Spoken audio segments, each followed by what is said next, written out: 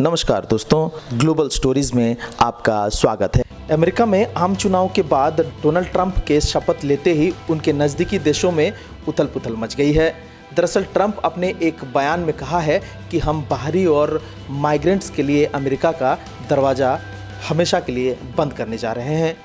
इस खबर से अमेरिका के करीबी देशों में खलबली मच गई है।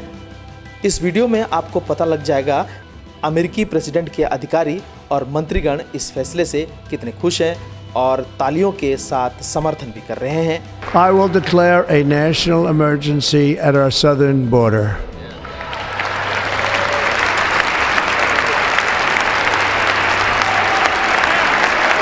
All illegal entry will immediately be halted, and we will begin the process of returning millions and millions of criminal aliens back to the places from which they came. Bharat के अलावा Russia, तुर्की, Brazil, चीन, Cuba, Ecuador जैसे देश के नागरिक Mexico और रूस के रास्ते अवैध रूप से अमेरिका में प्रवेश करते हैं ताकि उनको कुछ काम मिल सके और एक अच्छी ज़िंदगी बिता सके।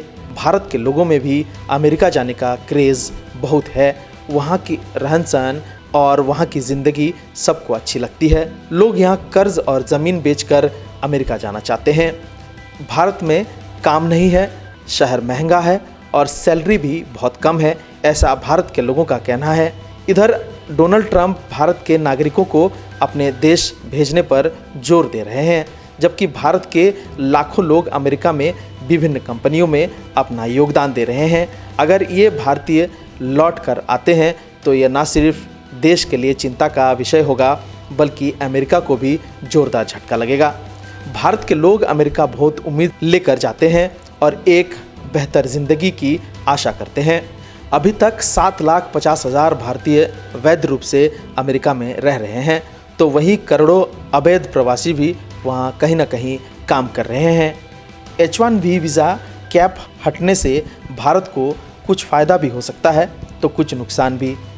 इस वीज़ा से प्रोफेशनल्स को फ़ायदा होगा और प्रतिस्पर्धा भी कम होने की संभावना है और दूसरे देशों के लोगों का पार्टिसिपेशन भी कम होने की संभावना है।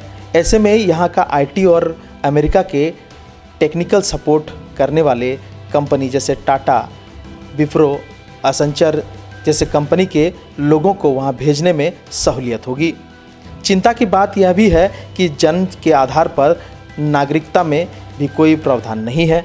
इसमें पिता या माँ में से कोई अमेरिका का नागरिक होना चाहिए। भारत का कुछ मजदूर भी यहाँ जाकर काम करते हैं और कंपनियों को मुनाफा पहुँचाते हैं। अब उनके सर पर भी काल मंडरा रहा है। अवैध रूप से अमेरिका में दूसरे रास्ते से घुसना बेहद खतरनाक और कुछ पैसा देकर भी घुसते हैं जो काफ़ी खतरनाक है। इसी क्रम में ट्रंप के शपथ ग्रहण समारोह में शरीक हुए भारत के विदेश मंत्री एस जयशंकर ने प्रेस कॉन्फ्रेंस कर कहा है कि हम अच्छे दोस्ती की ओर आगे बढ़ रहे हैं। हमें उम्मीद है कि सभी सेक्टर में हम अच्छा काम करेंगे और वीज़ा के प्रावधान को सरल और पारदर्शिता की तरफ लेकर जाएंगे। लेकिन ऐसे में देखने वाली बात यह होगी कि अमेरिका भारत का दोस्त मुल्क है और ऐसे में ट्रंप अपने सेटलमेंट प्लान में भारतीय को कितनी राहत देती है। If you like this video, like, subscribe and comment.